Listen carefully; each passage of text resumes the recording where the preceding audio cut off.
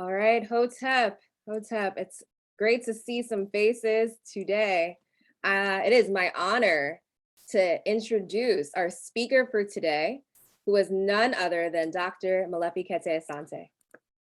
Molefi Kete Asante is professor and chair of the Department of Africology at Temple University in Philadelphia. He is the president of the Molefi Kete Asante Institute for Afrocentric Studies. Asante is Professor Extraordinarius at the University of South Africa.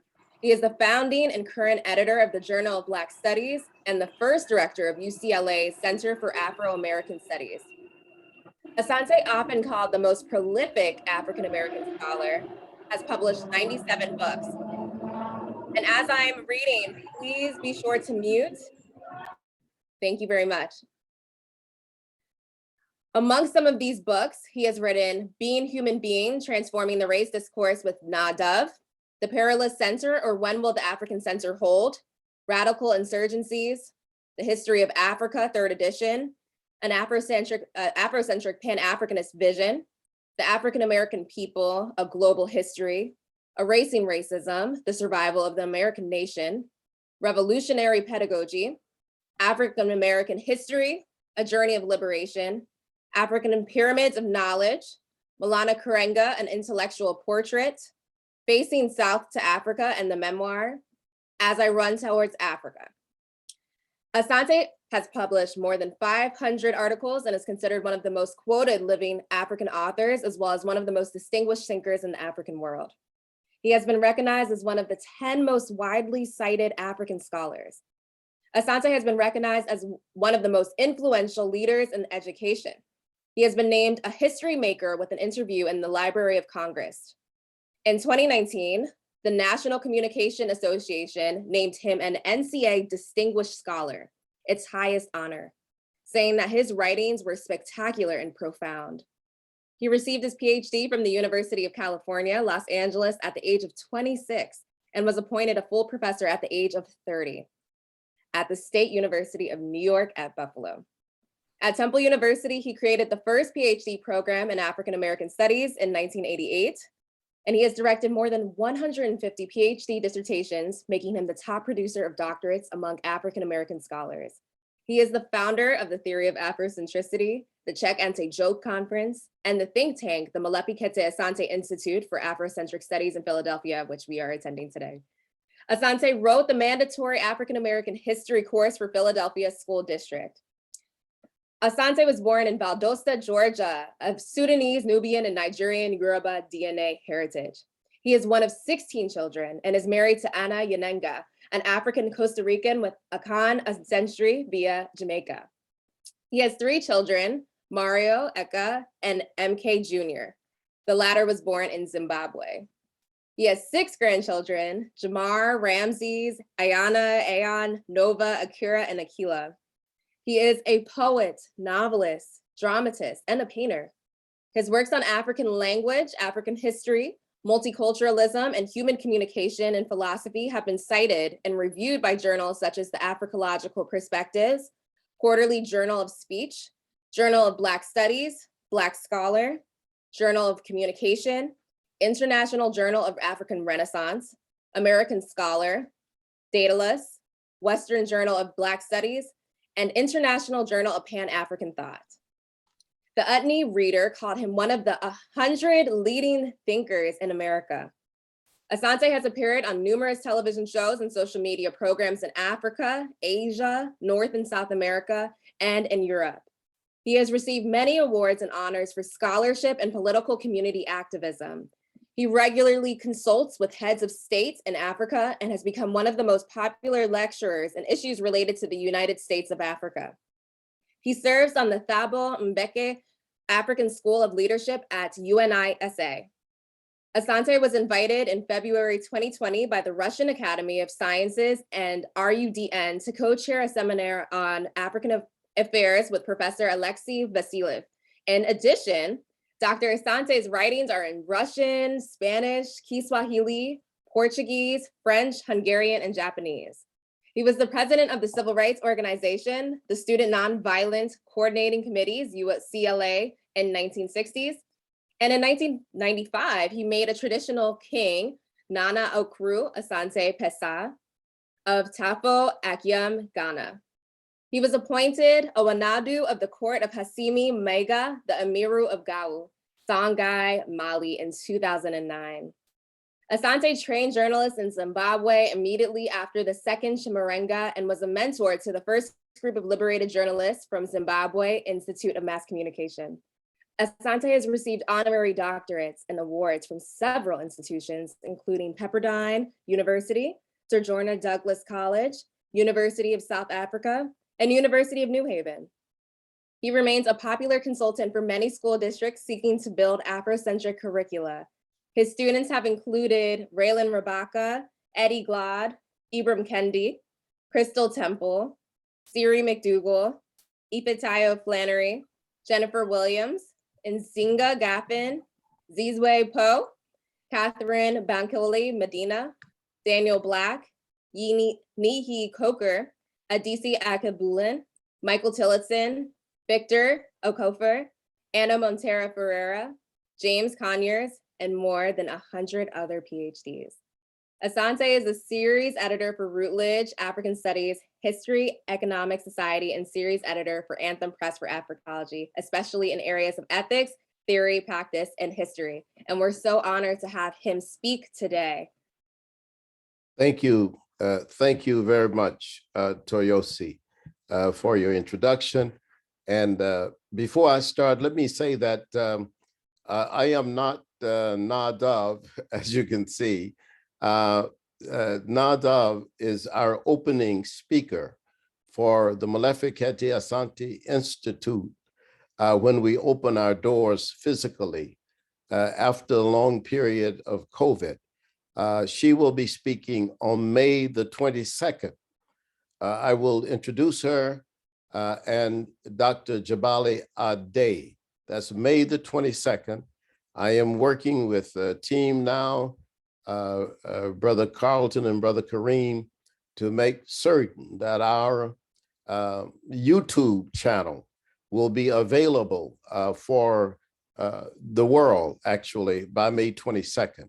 So today we're having our meeting on Zoom, but I just hope you write down, just for your own sake and for your memory, that on beginning May 22nd, if you are not in Philadelphia, the way you will get our program is through YouTube at 4 p.m. Eastern Standard Time. And all you have to do is to go to YouTube and search for Molefi Kete Asante Institute lectures.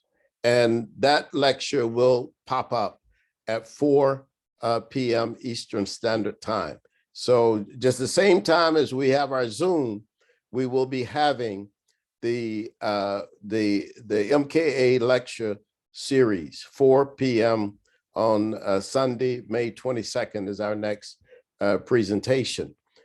This hopefully will, I believe we may have also access to the Zoom at the same time, but I'm sure we will definitely have access to the YouTube, and we will be looking forward to seeing all of you there. Please write this down and make certain that you can enter.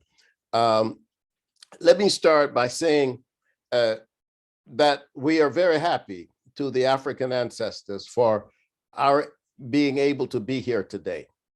And we are also happy and appreciative for this land. The indigenous people lived on this land for thousands of years, and we're here. We're thankful certainly for the mother continent of Africa and the fact that all Homo sapiens are derived from that continent. But at this time, the world is dealing with several human-made crises simultaneously. I mean, it's not just like there are a series of these, but there are crises everywhere in the modern world, as we can see. I shall speak of two today. One is the crisis of race, and the second one is the crisis of the national state, particularly the national state interactions. Both of these are actually existential crises in the sense that they are extremely important because they can both create something that is ultimately disastrous for human civilization. Now, let me give a brief introduction before I proceed. I think, and most of you I know, and many of you I know, I should say, many of you I know, and I like to think more than to speak. And what matters is really engagement with humanity. In this regard, I am following the exemplary work, the extraordinary work of African and African American intellectuals who have done this work better than most throughout history. Because of them, I know something about culture. And I will start this discussion about our human beingness by saying that Africans are in the knot of imperialism.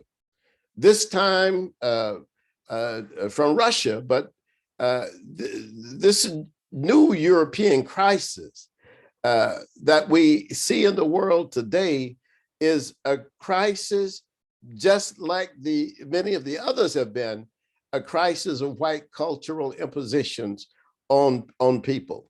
Russia is not alone in this. And we should know, especially if you know anything about the January 6th movement in 2021, that the United States, of course, is very close to this as well. If you think back to the two international wars in the world, the first international European war was, of course, led by the Germans.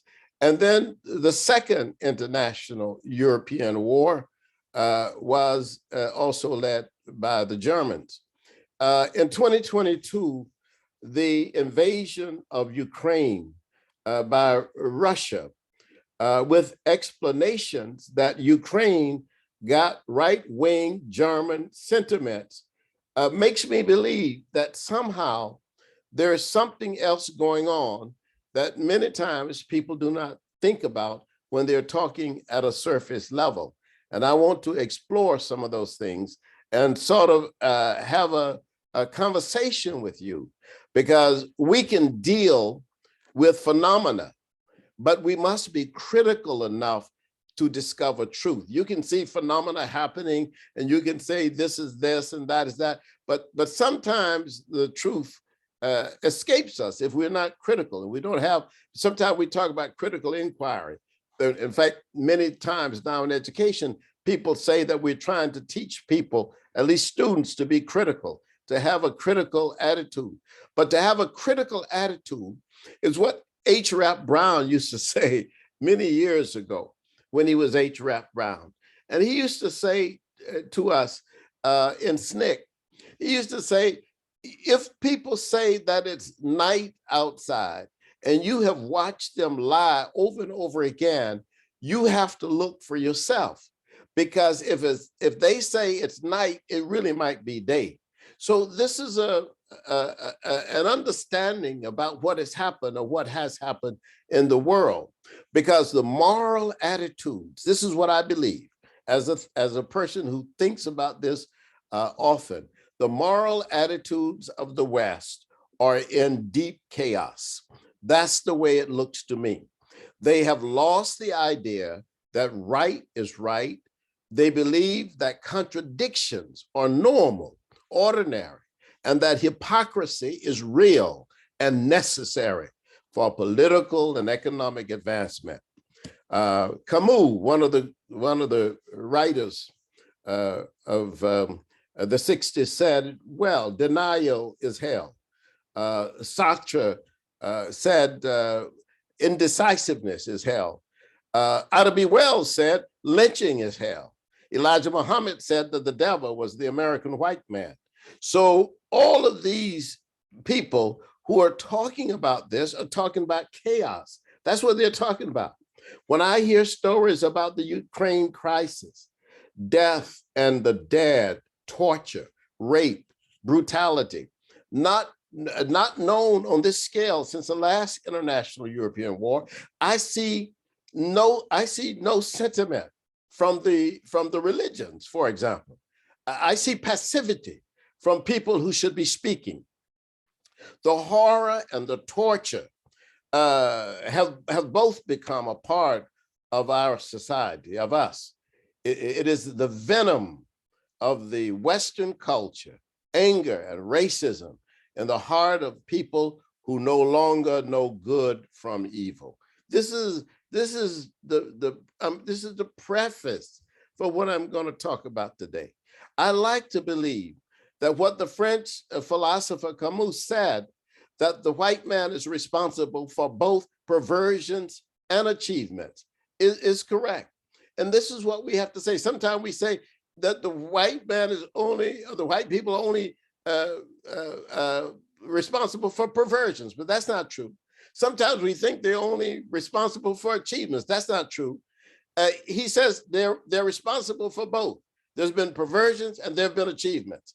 I would add that the European culture has learned to live with this contradiction. I heard and I agree with what I've heard about Putin, for example. Just like the Europeans heard and believed what they heard about Hitler, about King Leopold of Belgium, about Karl Peters of Germany. It is not just Putin who is guilty. It is the white Western culture that is guilty. Not just Hitler or Putin. Now, let me tell you, there's a cult among them that says we should not talk about these things. We should not talk about these crimes because it disturbs them. But why not fall? Here's what I say. Why shouldn't we talk about them? And why shouldn't the people who have benefited from these crimes not fall on their knees with their children and ask for forgiveness for what Euro-Americans have done to the indigenous people in this continent, and what they have done to African people and to Asian people? You would find relief. This is what I tell them. You would find relief, and so would the world. But that is not in the cards for this notion of white racial supremacy. But it is what should be in the cards, because this is the fundamental crisis that we see, not with Ukraine and Russia as well. And I will point this out and how I see that working out in a few minutes. This is the same today with Russian Putin. He is the European. He is the idea of the bully. This is what Trump loved about him.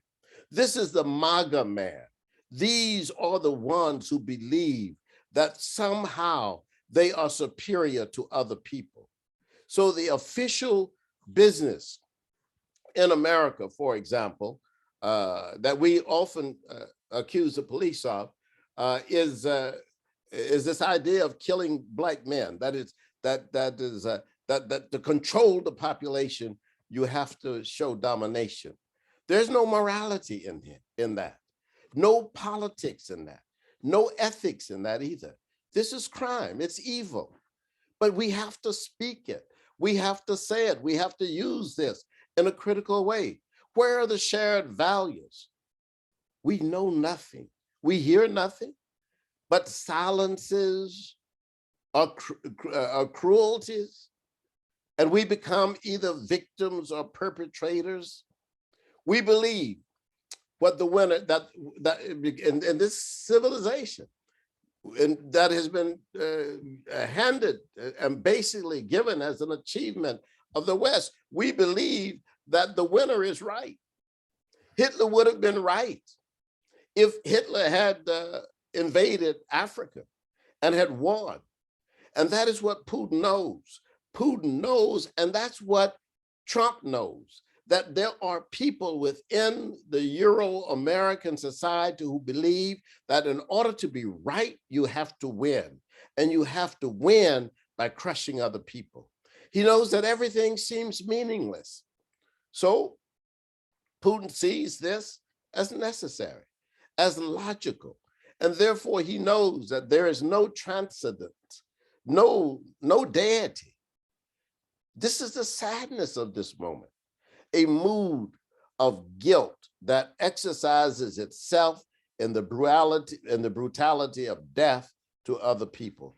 That is what we are witnessing right now. Feudalism, we can go back historically and talk about feudalism, empires, and nation states based on false hierarchies. This is the definitive Western history. And this definitive Western history is based on the notion of clashes. And this is why I've said that even though Samuel Huntington talked about the clash of civilizations, that basically we live in a civilization of clashes. Nothing is true, or only the will is to be the most efficient in everything. And those who are tortured are considered the reasonable ones, but the reasonable ones do not win according to this logic. So we do not, I mean, I always say we don't have anguish about the future, because what we understand is that we are marked by the horrors and terrors that we see in the world, in Ukraine, in Yemen, in Palestine. If we are not touched by these things, we must be outside of history in my book. We cannot believe in ancestors or God or Plato or Allah or Marx or Jehovah or Jefferson with this bucket of evil and blood. We have to question it. And we cannot also allow, this is in my judgment, we cannot allow European people to dictate the future of civilization. That is, think about this. There are 8 billion people in the world. Why should Europe, with its arrogance and with its notion of supremacy and superiority, be the one spot on the earth that believe they have a right to murder people and torture people and kill people at will? Why should this be? Killing and being killed is death. We choose to fight evil. That's what we have to do. Sometimes we're in a quandary in the Western world. How do we know what is worse, killing or being killed? Collective tragedy exists because we see that others are truly us. In other words, we're all human beings and we all have capacities and capabilities to do both evil and good. Slavery in this country, the enslavement of Africans. When Africans were brought from the mother continent to the Americas and the Caribbean, slavery was silence. There was nothing said. There were things done. We had to eliminate the walls that hid us from each other even. We had to destroy the barriers. We had to send signals for humanity. We had to fight against all forms of terror and indignity. And we had to do that by calling things by their names. We had to call it genocide when we saw the genocide of the native peoples of the Americas. We had to call it genocide when we saw the horrendous murders of Jewish and Roma people in the Second International European War. You are a murderer because you think, let me say this. You are a murderer because you think badly, not because you kill, but because you think badly. It's just like the people today in the United States who are saying, let's not have any discussion about race or what they call any kind of thing about the evil that has been done to African people or Native American people. Let's not have any discussion about it. Why? They think badly. And this is why they also can lead to violence, you see? We are all murderers when we think of killing people, even if we do not kill. This is anti-human thinking. And let us not be confused by thinking that this is politics. Some people say, well, it's just politics. No, people think badly. And if they think badly, you have to ask the question, what is the source of this bad thinking? And the source of this bad thinking is immorality. Actually, politics is about keeping things in order. It doesn't give us morality. You have to have some thought about what is moral and what is ethical and what is right yourself. You see, it is true that my death belongs only to me, but my life belongs to many others. And the same is with you. Your truth is not good enough to impose on other people. Freedom is freedom, not to lie and not to talk that somehow hypocrisy is somehow good, and that contradictions are often always necessary. So we have not, as human beings, we have not left absurdity behind. The world was difficult for the dinosaurs. It will be difficult for us until we are gone. So the human crisis, and I said I'll talk a little bit about this. The human crisis today that we find in Ukraine, for example, I mean, and there are other things going on. I always tell people, you know, right now, I mean, the Saudi Arabians have been bombing Yemen for a couple of years or more. We are inflamed by the brutality of the Russians, but in our hearts, as men and women, as human beings, we also know brutality ourselves. Our dead still talk to us, and they are dead because they fought to be free more than we have fought for it. We can reduce unhappiness, I believe, in the political sphere, in the economic sphere, in the social sphere. We can reduce slavery and enslavement. We can reduce injustice. But to do that, we have to have a cultural transformation. European corruption began with the murder of Socrates. That's when you start looking at why did they murder Socrates? They murdered Socrates because he came back with all this knowledge that he had got maybe from Africa. Or at least he had heard about the knowledge down in Kemet, you see? And so when we understand this, we have to understand that the killing of Osar by Set had created or put in motion in our own history, in our own culture, had put in motion also the possibility of violence and the possibility that people could injure each other. So greatness in African culture is not expressed by conquest. That is not the way you expressed it. Murdering humans, murdering animals, and even killing trees. This is still murder in the African, in the cosmic sense of the African world. This is why the drama in Ghana, the master dramas, and they told me this, they would go, Bourdieu said, we would go to the forest and we would ask the tree, may I cut you down to build this drum? That somehow the living of the tree was itself just like the living of the human being. But Europe had a whole different view. Hegel, who is perhaps the most significant European intellectual other than Plato, maybe rivals Plato in many ways, because Hegel had a great influence on many contemporary and even earlier philosophers of Europe.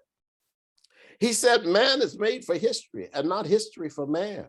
That man increases his knowledge until he reaches absolute knowledge and then realizes that he is God. Think about that. Listen to this. Because if we don't understand these things, we don't understand what's happening. We don't even understand what's happening in Ukraine. We don't even understand what has happened in this country. We don't even understand how human beings can enslave other human beings for 246 years and make them work from can't see in the morning to can't see at night, unless we understand that they are prompted by a culture that says man increases his knowledge until he reaches absolute knowledge and then realizes that he himself is God. Hegel's ideas were anti-human, and these anti-human ideas are still the ideas that support violence today.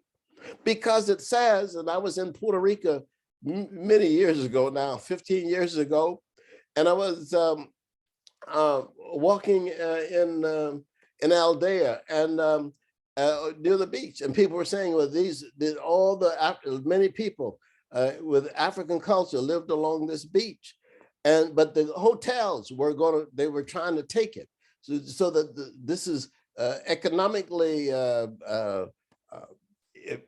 significant land, and why are these poor people living along the beach? When you go back, you see that they have taken it and they've built these incredible hotels. But the question is, how could they do this?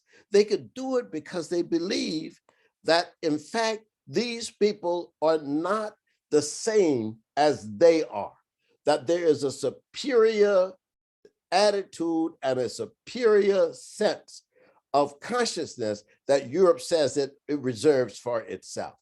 And that's why they are able to support violence against other people. Why do you think that Aubrey just running down the road is shot by a group of 2 or 3 white men just driving? Why would they shoot him? As a human being, as a Homo sapien, just like they are. It is because of the cultural idea. But Hegel's ideas were there. And these ideas didn't just influence the people that we considered Euro-Americans or Anglo-Americans. It influenced almost all of Europe.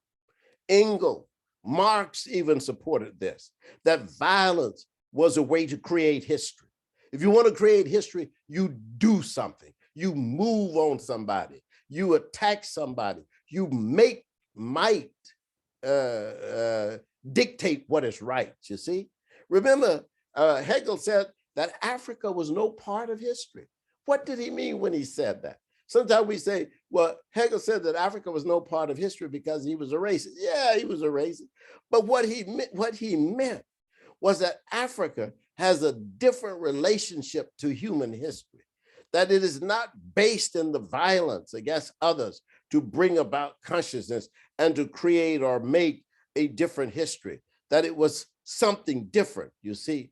So for Africans, consciousness comes because we recognize the commonality of dignity affirming human values. So I just wanted to bring this to you, and perhaps just to say a few more words. I was going to talk a little bit about the crisis of race, but I want to go now and just, as I said, to the second crisis that I want to just mention, because I think it is something that we all need to be aware of, particularly when we see what's going on between Russia and Ukraine, and because sometimes we don't understand. I call it the crisis. I call it the crisis of the national state. You know, historically, and just bear with me, and we'll walk through this. Historically, so the first crisis, the crisis of race, the whole idea of white racial supremacy and domination and all that. The second crisis, the crisis of the national state, is very interesting, because in the United States, we say we have 50 states in the United States, all right?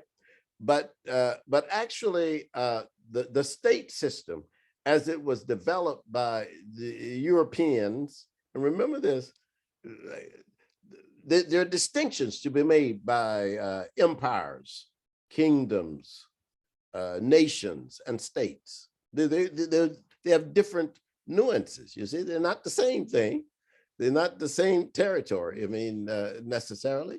So they're different.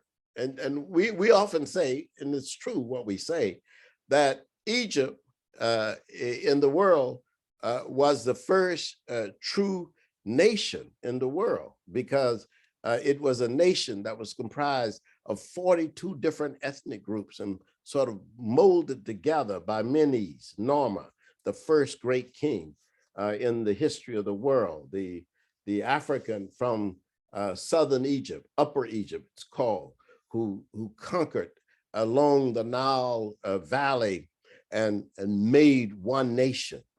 This was that was his major historic thing, and in that sense, that creating, molding together of all those ethnic groups, and we say conquered, but it was conquered also not necessarily only in a physical way, in a violent way, but conquered also in an intellectual, philosophical, spiritual, if you will, cultural way, so that the reigning deities of the Nile Valley became deities that were national. They were not just local ethnic deities, but they were deities. Atum, Aman, Ptah, Ra were deities that covered the swath of ancient Kemet, you see, very early on.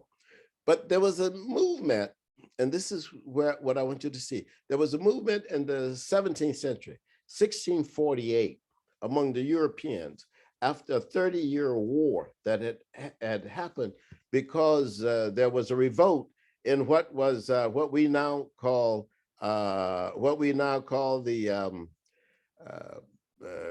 it was the Habsburgs. This was a Holy Roman Empire period, right? The Holy Roman Empire situation where you had 30-year war going on, a revolt against the Habsburg. And this was called the Treaty of Westphalia.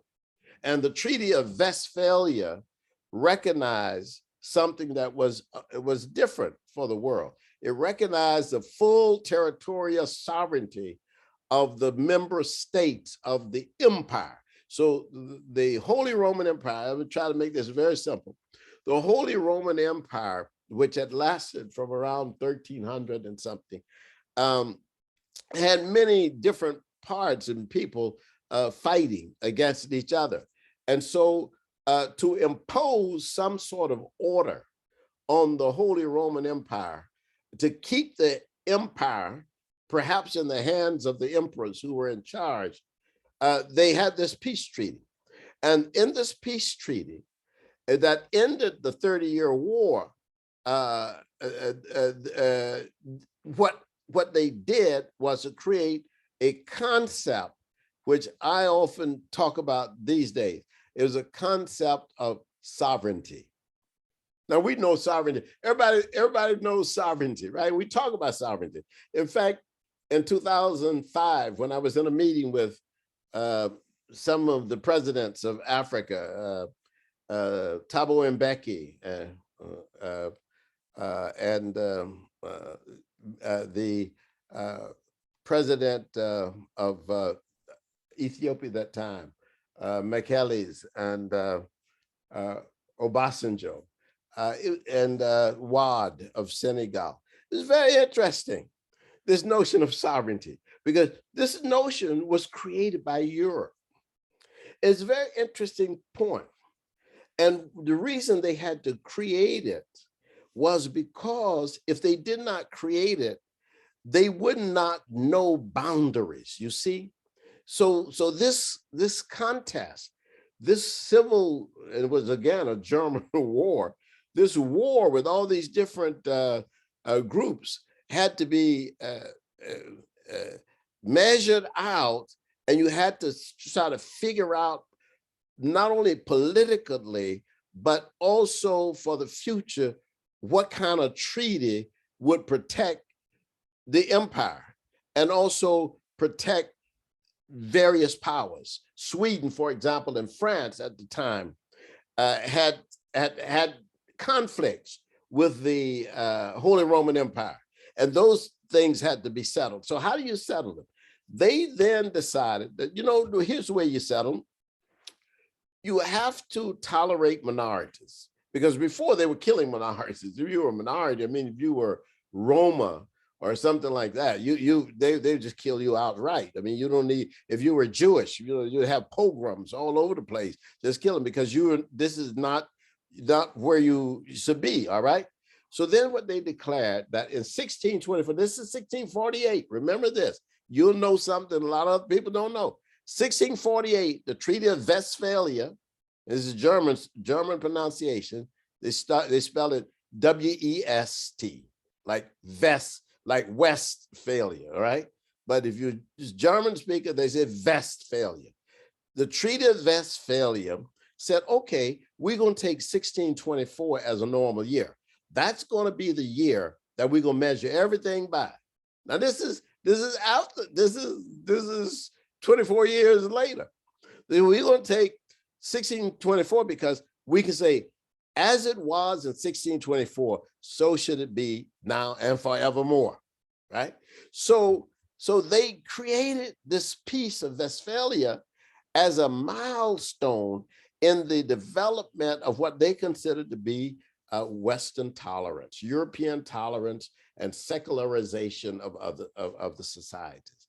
And it strengthened the imperial system, because they could now have a situation where important matters could be decided by the emperor, so long as the emperor was able to keep his ambitions under control by not invading other people's territory. Put it this way. The reason we have the, you remember we got the United States of America. Let's take United States of America as a good example. United States of America. At one time, Texas was not in the United States of America. Texas was in Mexico. But today, Texas is in the United States of America. At one time, Arizona and New Mexico were not in the United States of America. They were in Mexico. At one time, California was not in the United States of America. California was actually in Mexico, right? And all this was the way it was until around the 1830s. 1830s, what happened just quickly is basically the Americans took half of the Mexican territory and just took it over. Well, if they had been following the Treaty of Westphalia, they couldn't have done that, because Westphalia said, okay, there are certain borders, right, that exist. So think of this, Putin's attack on the state of Ukraine is an assault on the Treaty of Westphalia, which also established the idea of state sovereignty. Borders were sacrosanct. They were too important to be tampered with. And that's why you hear people say, well, I don't want a United States of Africa because I don't want to give up my set. We don't want South Africa to give up its sovereignty. Wait a minute. Why are you following that particular line of thinking? Why not think of a different way of constructing the society? And I say this because I've heard things like this. Ethiopia doesn't want to give up its sovereignty. Wait a minute. When did you get this concept of sovereignty? Where does it come from, right? States could be created with defined boundaries and have those borders protected by the idea of sovereignty. That's what the Treaty of Westphalia did. Ukraine, brothers and sisters, did not exist prior to the Bolshevik Revolution in 1917. There's no such, you go back in history, you won't find Ukraine. Let this sink in. So what happened? It did exist as a state afterwards, and it did exist as a state, as a separate state with territory after the Soviets were created. But before, if you go back to 1500, you don't see it. 1400, you don't see it. What you do see Kiev. And you see Kiev as a center for the Rus people. So now part of the historical reaction between Moscow and Kiev is the fact that Kiev was considered the original home of the Russian people. Now, so when you start thinking about this and looking at it, it's like, let me give you another example. South Sudan. South Sudan is one of the newest states in Africa, but it didn't have defined borders before it got those defined borders. When it got the defined borders, then it said, wait a minute, these are our borders. Sudan cannot come over here. Ethiopia cannot come in here. Kenya cannot come in here. Uganda cannot come in here. This is actually South Sudan. And so I understand states can be created. Some nations, listen to this now carefully, some nations can exist without states. You don't have to have a political centralized state, a state to have a nation. You can have nations that don't have any states. For a long time, the Jewish people did not have a state, but they had a nation. The creation of Israel was a creation of a state for the people who were already a nation. Take another group. There's a group of people called Kurds. Those Kurds exist. This is the Kurdish nation exists. Nobody can deny that there's a Kurdish nation, but it doesn't have a state. They live in Syria, they live in Iraq, they live in Turkey. They are a nation without a state. But once you get a state, then people in the European world will say, if you have a state, those boundaries are sacrosanct, and you cannot violate the territory of another state. Putin would like to declare all of Ukraine to be Russia, although the Ukrainian people would be a nation in his view, but it would not be a state, you see? So if Russia took over Ukraine, they say, okay, well, yeah, there's a Ukraine nation, but they don't have state power. State power resides in Moscow. The problem with Europe is the ease at which states seem to become empires, especially with the assertive attitude of some political leaders. One of the beautiful things written by Ana Montero Ferreira, who was an outstanding Afrocentric intellectual who wrote the book, The Demise of the Inhuman. She said, based on the Marian, talking about Mad, based on the Marian ethics, an Afrocentric field of knowledge embraces a conception of a shared world of plural perspectives without hegemony. That's a powerful statement. Essentially, what the Afrocentric petition takes is one that says that we all as human beings, regardless of what your culture is, has a cultural, we all have, what your culture is, has a cultural issue. It is not a biological issue or a racial issue. It is a cultural issue. You can have a person who may look biologically in terms of phenotypes one way. I mean, if you think about how people look all kinds of ways. We had here in Philadelphia today what was called the Broad Street Run. 30,000 people ran down Broad Street, and Anna and I went out to watch them, and we watched them. There are all kinds of people, phenotypically, all kinds of people. They look all kinds of ways, right? But what happens is that they have different cultures, and they have different ways they think about each other. And in fact, many of the white people think that they are superior to Black people. They think they're superior to Asian people. There may be Black people who think they're white. And there may be white people who think they're black. It's very strange. Human beings are human beings. Clarence Thomas, who is a Supreme Court judge in the United States of America, is considered a black man when you look at him. But by all cultural indicators, he's a white man. If you create these silos, these racial silos, then Clarence Thomas, you say, well, black people believe this, white people believe that. Well, oh no, Clarence Thomas, you didn't go with that, you see? So culturally, in a way, in terms of his worldview, he is more on a white side, even though he is a chocolate colored black person as we see it. What does that mean?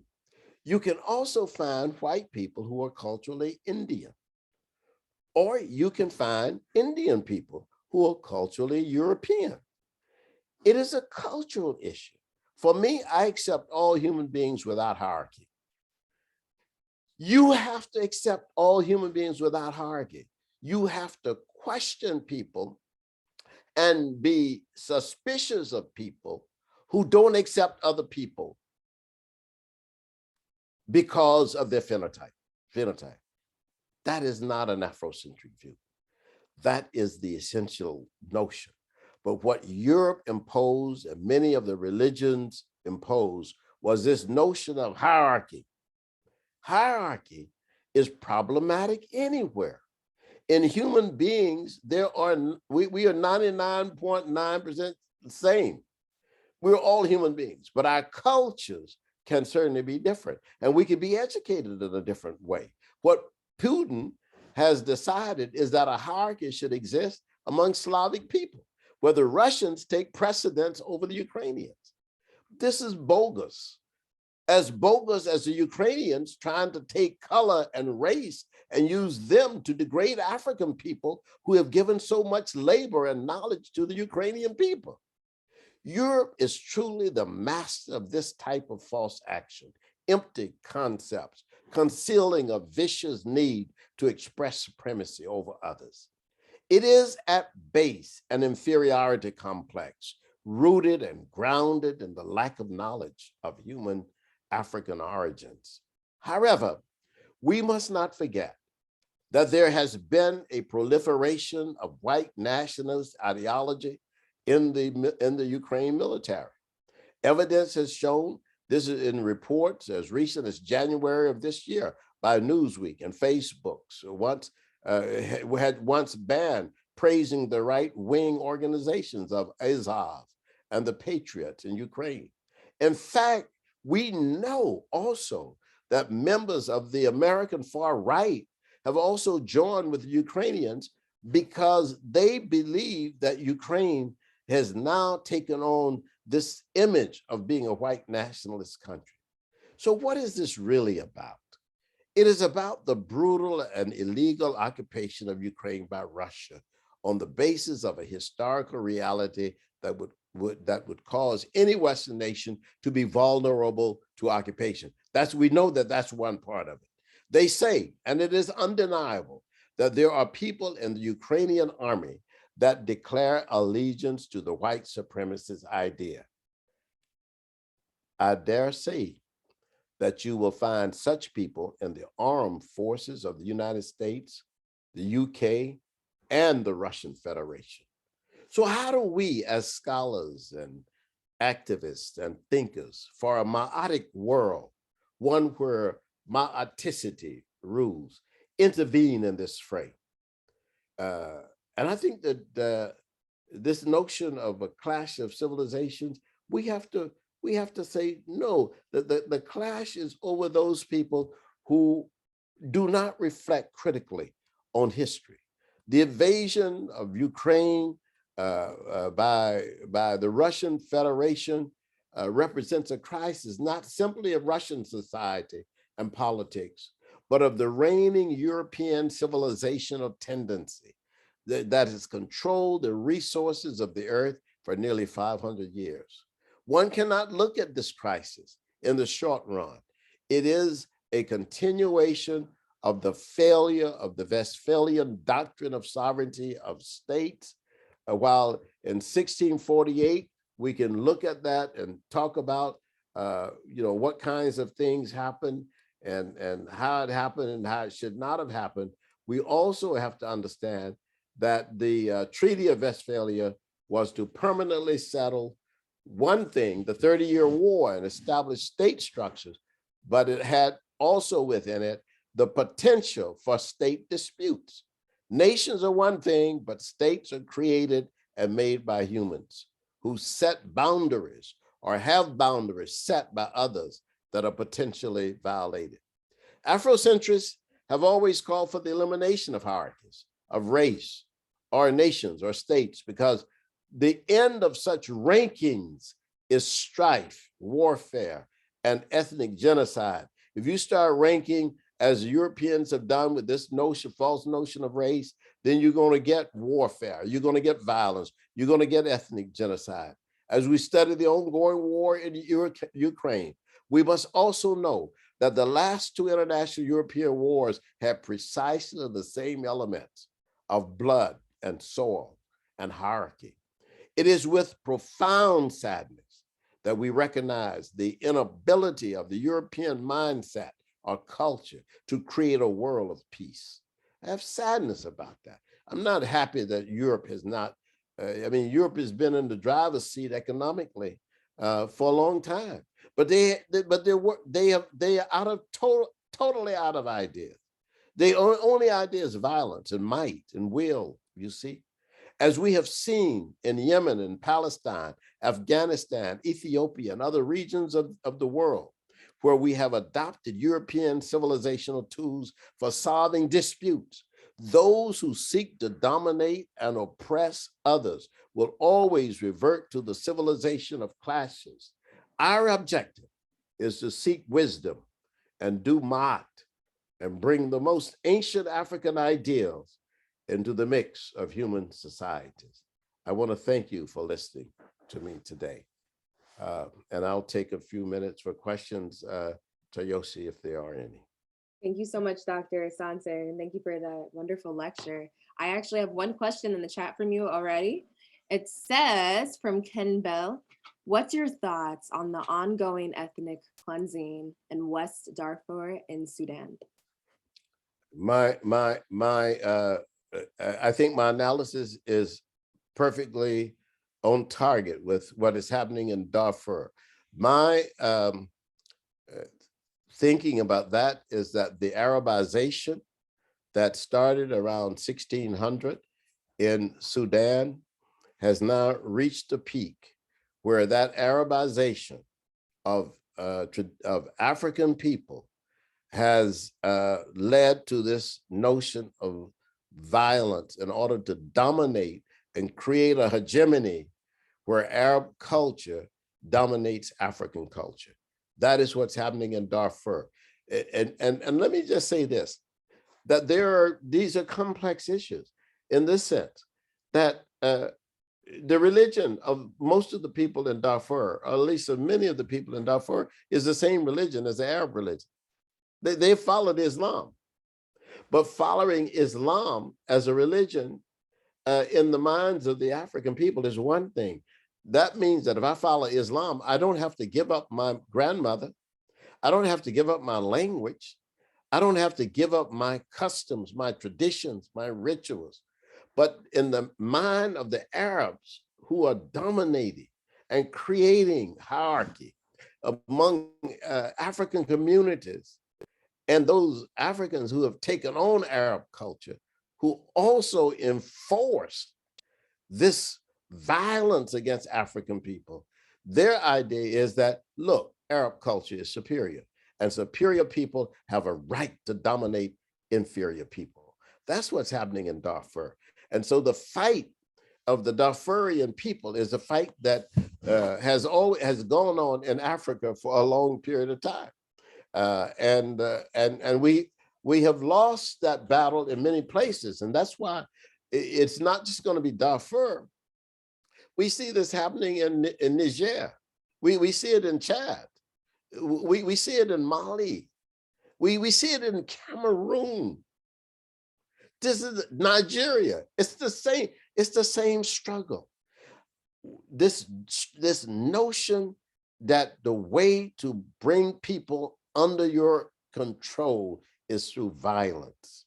And the Arabization process, I don't even call it Islam. It has nothing to do with Islam. It has to do with culture.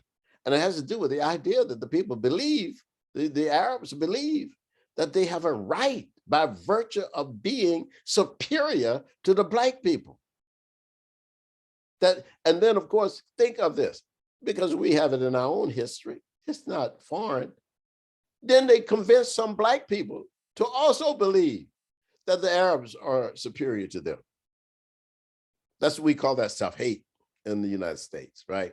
There are Black people who have self-hatred in the sense that they hate their culture, they hate their ancestors, they have no love or appreciation for their own history. And they are, in fact, the mothers and fathers of human civilization. That happens not just with the Christian European domination of African culture, it happens with the Arab Islamic domination of African culture, you see?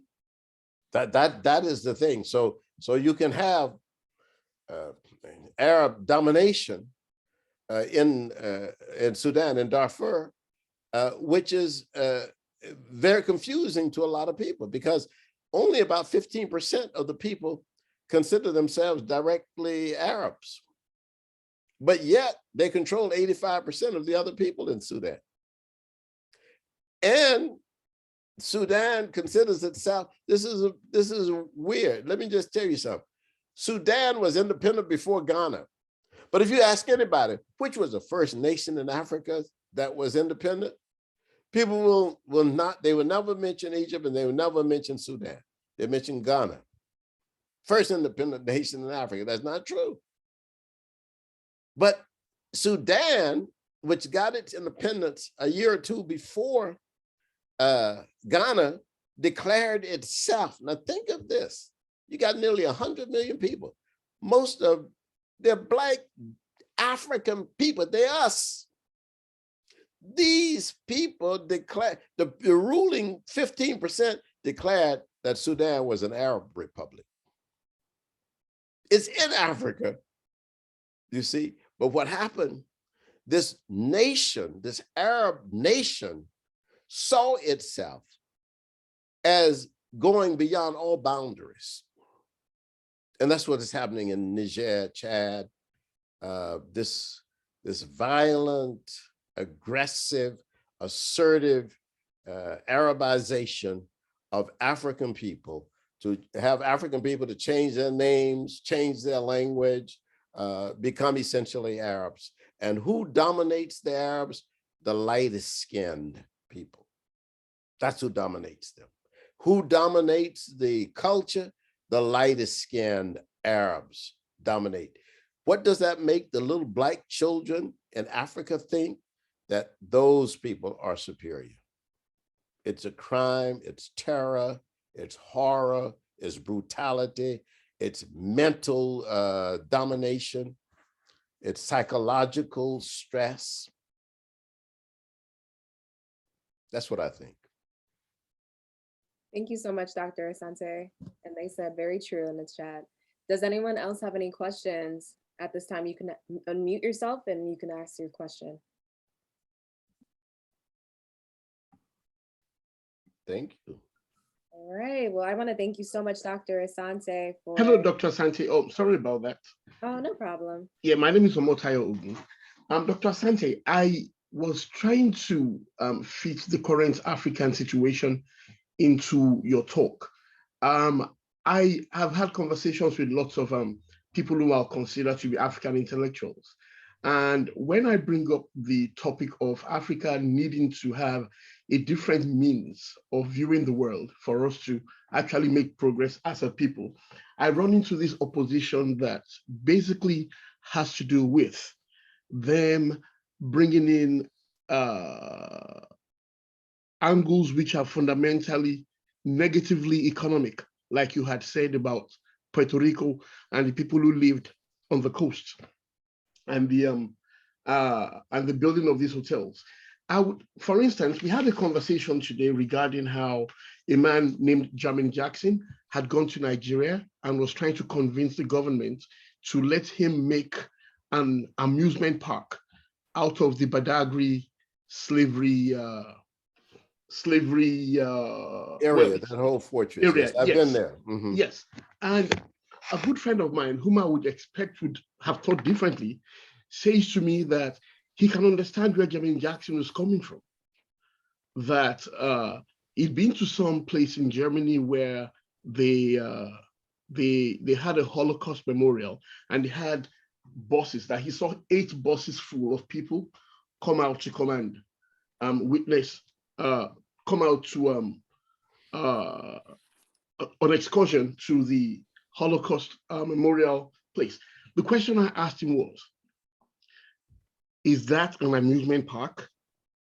And I basically was piggybacking off Professor Soyinka's of Africa, where he said the reason why Africa would remain the way it is for a long time is because we lack commemoration and ritual for our experience as a people of the world. So if you could, sir, could you kindly try to engage us on why you think the African today does not know beyond having to explain things through the lenses of the European education? You have asked a very powerful question, and it's a question that I'm sure that all of us who reflect and think have dealt with. And I think that Wally Schink is definitely correct in his concern, but it's a real deep concern. And I think let me just start.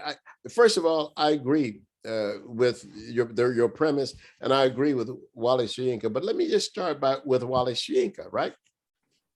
So Wally Soyinka receives a Nobel Prize in literature. And after he receives a Nobel Prize in literature, given by the Europeans, then our people say, Wally Soyinka is a great writer. Why the hell didn't we say he was a great writer before the Europeans gave him the Nobel Prize? See, I agree with you. I think that we have, and I agree with him, I think we have a problem commemorating our own greatness. What Europe has been able to do, and Marcus Garvey said this years ago, they out-propagandize African people.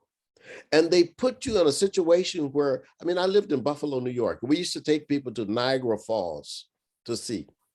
Millions of people have gone to see Niagara Falls. And then one year I went to see Musi Watunya, the waterfalls on the Zambezi between Zimbabwe and Zambia. It is more than 3 times as wide as Niagara Falls. It is at least twice as high as Niagara Falls. But it is not something that, if you ask people about Musi Watunya, we don't know much about that. I mean, unless you somehow have hit upon it. But we don't take these things and memorialize them. But we don't even take our individual characters, our thinkers, our philosophers, our artists, and create memorials. In fact, we follow what Europe tells us. You know what Europe tells us? Don't build any statues to people. You're just wasting your money. And what that does is that it also minimizes our achievements for our children. There's no reinforcement. What rituals do, what commemorations do, whether they're at Gorée Island or Badagry or Bimbia, which is also one of the incredible places in Cameroon where enslaved people were taken from. If you don't memorialize this, if you don't ritualize it, You don't teach lessons. You don't have anything to teach. And yet our history is one of the richest histories in the world for teaching everything.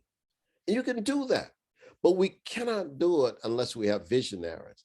And part of this lack of visionaries, I think, has a lot to do with religion. I really do. I think that our people often, and it's almost somehow we turn to religion because we don't want to face contemporary issues. And the best way to do that is, so, I can't face this issue of dealing with this. Let me levitate, or let me go out and do something else, rather than to confront and deal and encounter the experience and do something and change that, you see? And I think that, so I think that ritual commemoration is incredibly important. I mean, I went to the Golden Temple in Bangkok. And I went there, and in the Golden Temple in Bangkok, every day, if you go there every day, there are 2 or 3 people working, restoring. Now, the thing has been restored for a long time. It's still golden and beautiful and everything, but this is a sacred task. Wouldn't it be great at Badagry to have a major memorial where thousands of people go and visit, make pilgrimage to call on the names of the ancestors who left Nigeria from Badagry or from Calabar or those other, just have a great experience. I look for that. I long for that. Even in South Africa now, we have some memorials, but still not enough. There's still, I have not seen the memorial yet that needs to be made to Steve Biko, for example. And I went to his grave, and at his grave, they had a television channel following me. And I said, Steve Biko, why isn't there a statue to Steve Biko? I love Mandela, and we got statues of Mandela, but South Africa is full of heroes. Winnie Mandela needs a statue. You know what I'm saying? So because we assume that somehow people have to be perfect. They don't have to be perfect. No European is perfect. And yet in my city, where I live, Philadelphia, we have a whole park full of statues to white people, white men. Many of them did some awful things. But I'm just saying that in our sense, we have not yet built that. We have not yet built a situation where, say, the billionaires in Africa have created a philanthropic organizations to say, okay, Wale Soyinka, you are our great writer. Chinua Achebe, when he was alive, you are our greatest storyteller. Here is $1 million to you for the work that you've done for our history and our culture. Why haven't we done that? Why isn't that done? And I think it's not done because the inferiority complex that comes with domination keeps us from even thinking that we are worthy of it, you see? But of course, I think that we're all worthy because we have done and achieved so many incredible things. And that's why when I wrote the book, 100 Greatest African Americans, I put people who had done things for the community at the time. That's extremely important. You call those people out and you say, these are examples that could be followed. And that's what we have to do. So it's a great question, but let us then act. We can act even in small ways. Let's give gifts and honors and awards to the students in the schools who speak up for the community and who do things that advance the progressive understanding of our culture. Let's just start there. Thank you, Dr. Asante. We have time for one more question. I see Ya's hand was up first. Yes, yeah.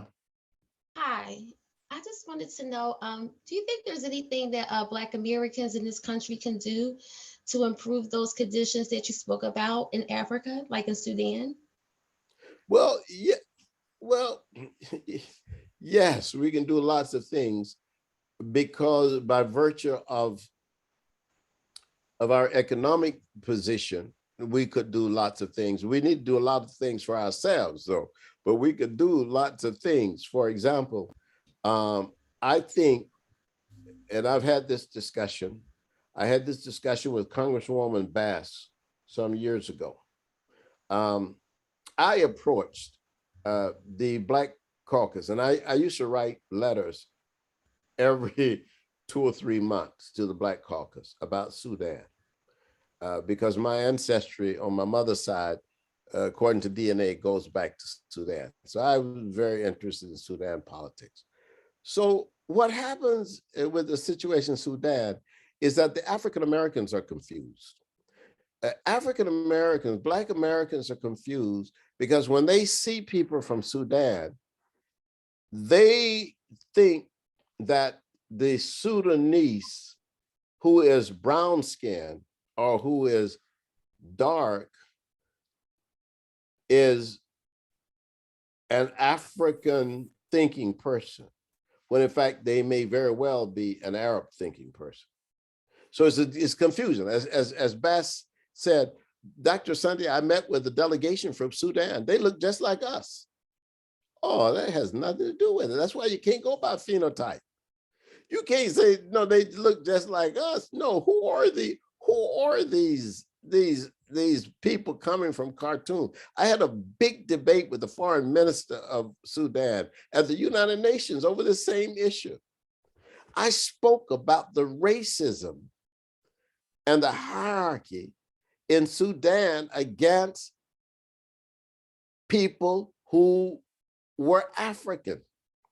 The man says, look at me, I'm the same complexion as you. Why would I be against Africans?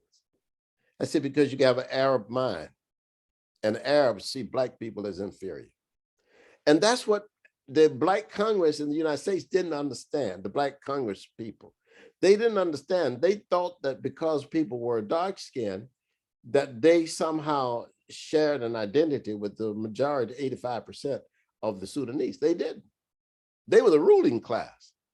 And the ruling class who want to trace their ancestry to Muhammad have a whole different attitude about life than the majority of the people. In fact, one professor I met, I asked him here in Philadelphia, or do you consider yourself African or an Arab? He says, when I'm in Sudan, I'm an Arab. When I'm in the United States, I'm Black American. That's crazy. But that's the idea, you see. So yeah, we can help, but we have to help through consciousness. We have to, I mean, if people want to be Muslim as their religion, that's one thing. But you don't have to say that you cannot speak an African language. You don't have to say that that your language is second class, and you don't have to do any of that. But this idea of demonizing, of criticizing, of putting down African culture and African rituals and African people cannot be tolerated. You can't tolerate that. I wouldn't ever tolerate that. And they wouldn't tolerate you doing that to them. You see what I'm saying? So, but the aggressive nature of Arabization is the thing that we have to fight against. Otherwise, we will discover one day that we don't have Africa anymore. You got African people killing each other. Think about this. No other, I don't know in Europe, I mean in Asia, where there are Asian people killing each other for religions that are outside of Asia.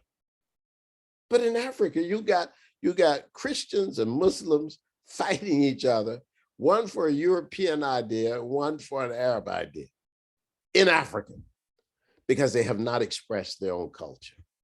What are your cultural ideas as an African? What have your ancestors done? And this is crazy also because we are the mothers and fathers of civilization. Everybody comes from Africa, ultimately. All Homo sapiens started in Africa. So why should the mothers and fathers now be the children? No, it cannot happen, you see, unless we let it happen. Thank you, Dr. Asante. Do you have Thank you time very much. for one last question or? One last question. Okay, so I saw Mutu your hand was raised. Mutu. Hey, Hotep here, Mutu from Paris. Hotep, How you doing, sir? I'm doing good. Great. It Thank must you very be much for late your there, wonderful but I'm talk. glad to hear you. Yeah, I'm back. And thanks once again. I want to talk about the issue of the Arabization of Sudan, for example. And my question is, how can we as African de-Arabize our African minds? Because there's a confusion of our brothers and sisters between the religion, Islam. I got one of my students here from Senegal saying that Islam is different from Arab. You know, she said that, no, there are two different things, being, you know, for example, praying in the language Arab. She said that it's different, it's not Arab, it's Islam, you know, that confusion in our minds. And we got a lot of brothers and sisters on the continent. Myself, for the brothers who don't know me, I'm from Gabon, from Central West Africa, been living in France for over 3 decades. And yeah, I got this problem of a lot of our brothers and sisters. And well, I think Mutu, and I've known Mutu for at least 20 years. I'm so happy that he's on here. He's one of the great thinkers in Paris. Brother Mutu, I think that the problem is this way. It is true that there's a separation between Islam and Arabization. There are people who are Turkish who are Islamic. They're Muslims. But the Turks maintain their culture. But in Sudan, the Arabs insist that Africans cannot maintain their culture. They insist that Africans adopt Arabic as their language because Arabic is considered a sacred language. But they don't demand that the Turks get rid of Turkish. And they have not demanded that the Afghans get rid of Afghan language, you see? But they demand that if you are living in Darfur and you have your own language, that you not speak it, that your name has to be changed so that your name is an Arabic name. In fact, you don't even have a chance to say, well, you know, but my great-grandfather, my great-grandmother had this name. No. You've got to have, they force you to have an Arab name. So by forcing you to have an Arab name, what they're saying is that your culture is trash. People can be Christians, for example, and many times Christians, the missionaries used to force Africans the same way. So you need to have a Christian name. There's no such thing as a Christian name. The name they give you is actually a European name. Yeah. You see, there's no such thing. But and they say give you an Islamic name. No, they're not giving you an Islamic name. They're giving you an Arab name. We are the only people who people can do that to. Why would your religion, somebody else's religion that you've taken, dictate that you cannot honor the traditions of your ancestors? No, that's not a religion. That's an indoctrination. It's a cultural indoctrination for you to be dominated. You can never be I don't care how smart you are, how intelligent you are in that, you will never lead that. Maybe they have one or two people that they say, okay, well, such and such a person, he knows the Quran better than this. But in the end, you are trash. You are nothing. That's why abd, the word abd, you're derived from an enslaved person. You see, you cannot. But we allow this, and we allow it because our sense of inferiority, our sense of self-hatred that has been brought upon us by domination. And we have to overthrow domination in our minds first. Once we overthrow domination, we become, in a sense, Afrocentric. Well, we began to ask ourselves, where do we fit in our own narratives? Where do we fit in the narratives of the world? Then we see we don't fit in the narratives of the world through Arabic culture or through European culture. We fit in the narratives of the world and our own stories. But then that's why, given the question that was asked earlier, that's why we have to commemorate those things, memorialize our history, memorialize our sacred places. Why do I go to Mecca when I have Ile Ife? You know, why would I turn my head to the east when I could turn my head to Zimbabwe, to the south? What is this anyway? Except, I'm sorry, computer keeps falling. But what is this anyway except domination? Ban domination, ban hierarchy, in fact, ban patriarchy. Create a world where we're human beings, and the only thing we look for is dignity affirmation. You affirm all human beings. And if you affirm all human beings, you have to also work to liberate those who do not affirm themselves. Thank you very much for coming. And I appreciate you. I want to thank Toyosi. And I want to once again announce that on May 22nd, Dr. Nadav will be our speaker, and Dr. Jabali Ade. Now, let me tell you this. Please write down and remember this. On May 22nd, we will be found on YouTube. That's what has been happening. We'll be found on YouTube at 4 p.m. Eastern Standard Time in the United States. But you go to YouTube and you look for MKA Lectures Series. MKA, Molefi Kete Asante Institute. I'm sorry.